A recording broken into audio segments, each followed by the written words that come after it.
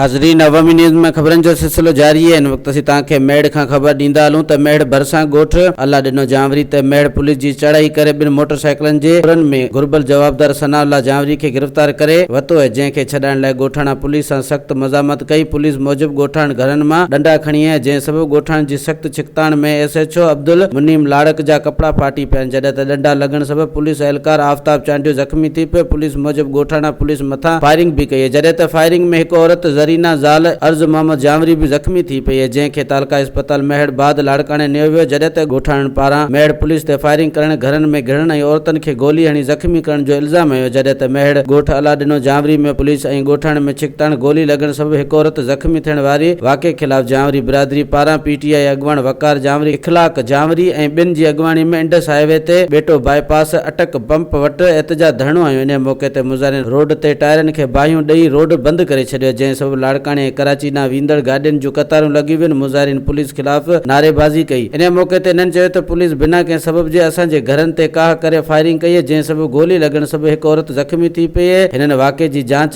जी घुर कई है, जॾहिं त 1 कलाक बाद मेहड़ इंडस हाईवे ते जामरी बिरादरी जो मेहड़ पुलिस ख़िलाफ़ लॻल धरणे वारे हंधि ASP SHO ॿिया पहुची ॻाल्हियूं करे ज़ख़्मी औरत ऐं ज़ख़्मी पुलिस एहलकार जी मेडिकल रिपोर्ट मुताबिक़ जांच करे ऐं केस दाख़िल करण यकीन दहानी बाद धरणो ख़त्म करे छॾियो।